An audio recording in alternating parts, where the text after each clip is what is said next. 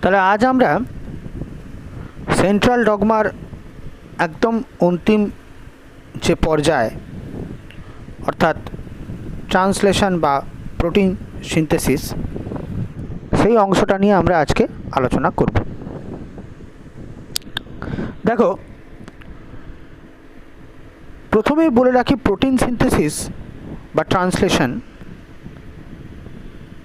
নিউক্লিয়াসের মধ্যে হয় না। আমরা ট্রান্সক্রিপশনে ডিএনএ টেমপ্লেট থেকে যে এমআরএনএটা তৈরি করলাম, সেই এমআরএনএটা প্রসেসিং হওয়ার পর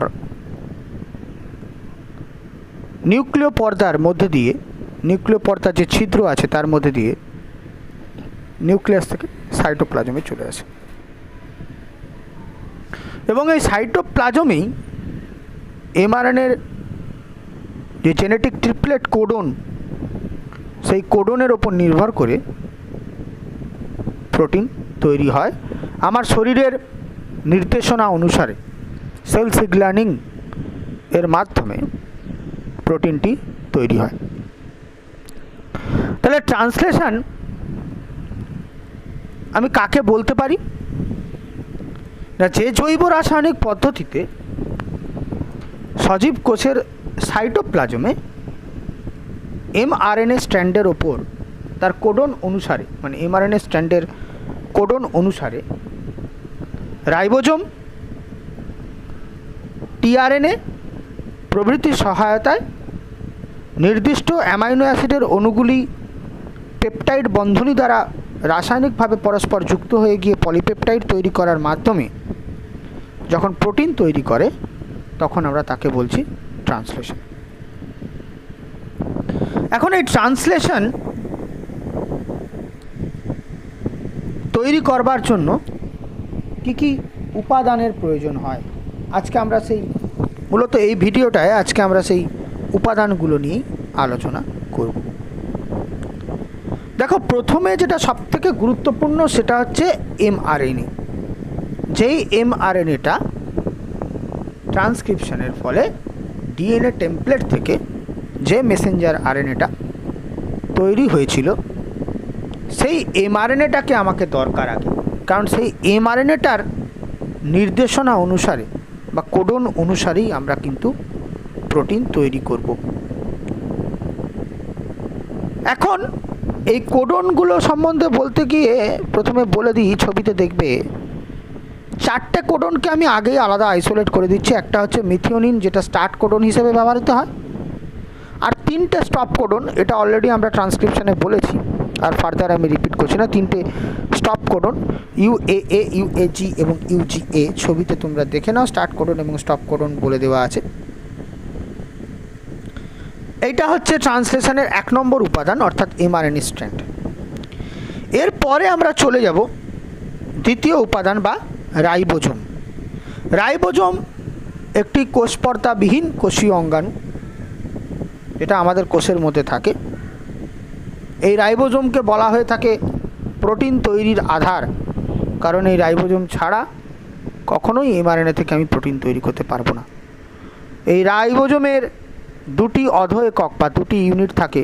ছবিগুলো তোমরা স্লাইডে সাথে সাথে ছবিগুলো অতি অবশ্যই লক্ষ্য করবে, না হলে বুঝতে অসুবিধা হবে। ছবিগুলো দেখে পড়লে খুব সুন্দরভাবে তোমরা বুঝতে পারবে। এই রাইবোজোমের 2টো অধ একক থাকে।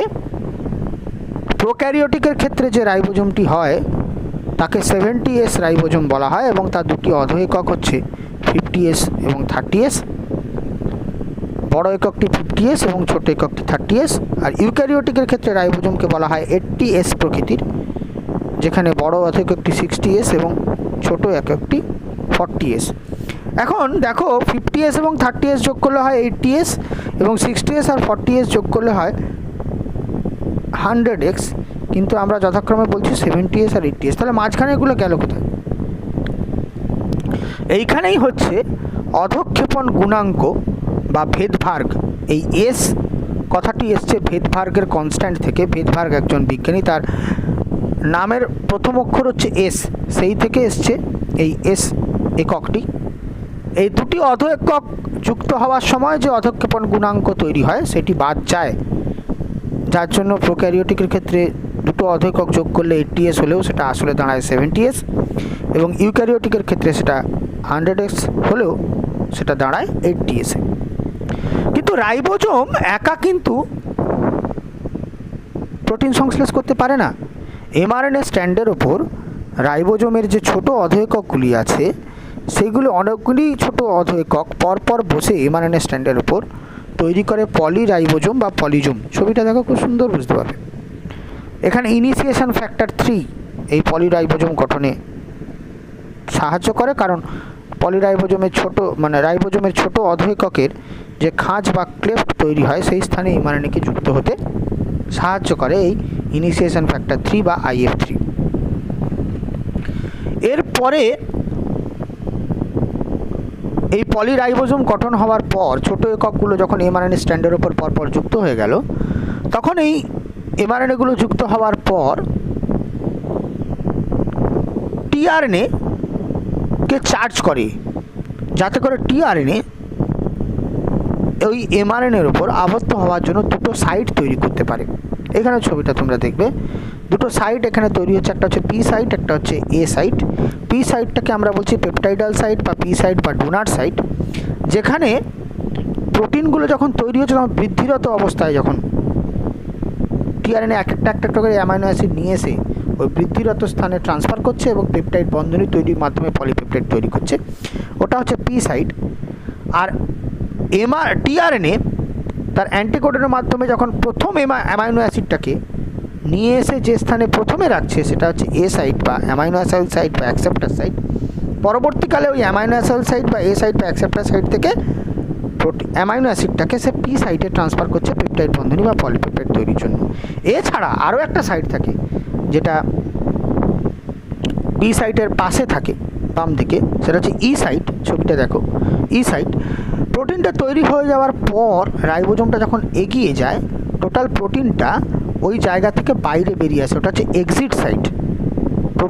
ফিনিশড গুড, যেটা ফিনিশড প্রোটিন, সেটা ই সাইড দিয়ে বাইরে বেরিয়ে আসে, রাইবোজোমটা সামনের দিকে এগিয়ে যায়। এরপরে যে তৃতীয় উপাদানটি যেটা ট্রান্সলেশনের সময় লাগে সেটা হচ্ছে অ্যামাইনো অ্যাসিড। আমরা জানি আমাদের শরীরে মূলত 20 রকমের অ্যামাইনো অ্যাসিড থাকে। সে তুমি অত্যাবশ্যকীয় অপরিহার্য অ্যামাইনো অ্যাসিড বা অনপরিহার্য অ্যামাইনো অ্যাসিড, যেটাই বলতে পারো, টোটালটা মিলিয়ে আমাদের 20টা অ্যামাইনো অ্যাসিড থাকে।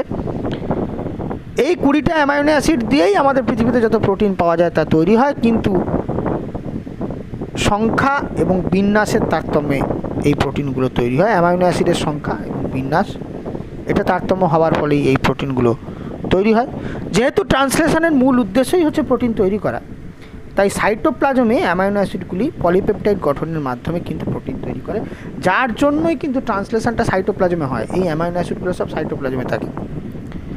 এরপরে চতুর্থ যে গুরুত্বপূর্ণ একদম উপাদান সেটা হচ্ছে টিআরএনএ।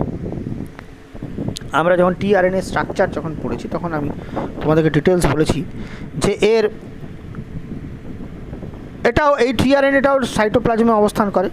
এই টিআরএনএর লুপ 2তে ছবিটা দেখো, একটা অ্যান্টিকোডন গ্রুপ থাকে, যেই অ্যান্টিকোডনের সাথে যে অ্যামাইনো অ্যাসিডের কোডন ম্যাচ করে সেই অ্যামাইনো অ্যাসিডটিকে টিআরএনএ বয়ে নিয়ে আসে, এবং এর 3' প্রান্তে একটা অ্যাকসেপ্টার সাইট থাকে যেখানে অ্যামাইনো অ্যাসিড যুক্ত হয়। সেই ছবিটাও দেখো আমি দিয়েছি, অ্যামাইনো অ্যাসিড অ্যাকসেপ্টার সাইট বলা আছে।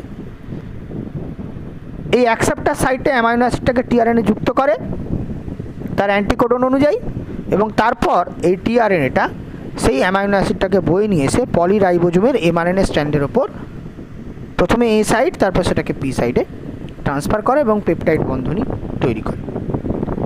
এরপরে পঞ্চম যে উপাদানটি, গুরুত্বপূর্ণ উপাদানটি লাগে সেটা হচ্ছে বিভিন্ন প্রোটিন ফ্যাক্টর। এখানে মূলত 3 ধরনের প্রোটিন ফ্যাক্টর আছে। একটা হচ্ছে ইনিশিয়েশন ফ্যাক্টর, দ্বিতীয় হচ্ছে ইলংগেশন ফ্যাক্টর, এবং তৃতীয় হচ্ছে রিলিজিং ফ্যাক্টর বা মুক্তকারী বা রিলিজিং ফ্যাক্টর। ইনিশিয়েশন ফ্যাক্টরের মধ্যে IF1, IF2, IF3 চারটা দেখে নাও। সম্প্রসারণের মধ্যে EFTU, EFTS, EFG এইগুলো থাকে। আর রিলিজিং ফ্যাক্টর হিসেবে RF1, RF2 অ্যান্ড RF3। চার্টে পরিষ্কার বলে দেওয়া আছে প্রোক্যারিওটিক ইউক্যারিওটিক কীরকম কী কী ফ্যাক্টর থাকে, সেগুলো তোমরা দেখে নাও।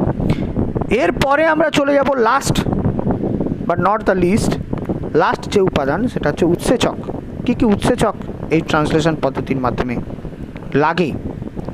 খুব দুটো গুরুত্বপূর্ণ খুব উৎসেচক লাগে। একটা হচ্ছে অ্যামাইনো অ্যাসাইল টিআরএনএ সিনথেটেজ। এই উৎসেচকটা নিয়ে আমি একটু বলি। এই উৎসেচকটা একটি ইউনিক উৎসেচক, যেটা কেবলমাত্র ট্রান্সলেশনের সময়ই লাগে, যেটা ওই আমরা একটু আগে বলছিলাম না যে টিআরএনএর অ্যাকসেপ্টার বাহুতে অ্যামাইনো অ্যাসিডটা যুক্ত হয়, ওই টিআরএনএর অ্যাকসেপ্টার বাহুতে অ্যামাইনো অ্যাসিডটাকে যুক্ত করতে যে উৎসেচকটি লাগে সেটার নামই হচ্ছে অ্যামাইনো অ্যাসাইল টিআরএনএ সিনথেটেজ। এই উৎসেচকটির মাধ্যমেই কিন্তু অ্যামাইনো অ্যাসিডটি যে ফ্রি বাহুটা আছে টিআরএনএর অ্যাকসেপ্টার সাইটে সেখানে এসে যুক্ত হয়। এরপরে হচ্ছে যেটা দ্বিতীয় গুরুত্বপূর্ণ উৎসেচক, সেটা হচ্ছে পেপটাইড বন্ধনী তৈরির জন্য পেপটাইডিল ট্রান্সফারেজ, যেটা বিভিন্ন পেপটাইড বন্ধনী মানে পরপর যখন অ্যামাইনো অ্যাসিডগুলো পাশাপাশি বসে তাদের মধ্যে পেপটাইড বন্ধনী তৈরি করছে, সেই পেপটাইড থেকে যখন পলিপেপটাইড তৈরি হচ্ছে, সেই পলিপেপটাইড তৈরির সময় এই পেপটাইডিল ট্রান্সফারেজ কিন্তু খুব গুরুত্বপূর্ণ ভূমিকা পালন করে। তাহলে এইগুলো হচ্ছে আমাদের ট্রান্সলেশনের সমস্ত উপাদান। আমি মোট 6টা উপাদানের কথা বললাম। 6টা উপাদান: mRNA strand, ribosome, amino acid অণু, বিভিন্ন ধরনের যে 20টা অ্যামাইনো অ্যাসিড অণু আছে, ট্রান্সফার আরএনএ, প্রোটিন ফ্যাক্টর এবং উৎসেচক। এই সমস্ত জিনিসগুলো হচ্ছে খুব গুরুত্বপূর্ণ উপাদান। এই উপাদানগুলো দিয়ে ট্রান্সলেশন বা প্রোটিন সিনথেসিস হয়। আমরা পরের ভিডিওটিতে সেই পদ্ধতিটি আলোচনা করব।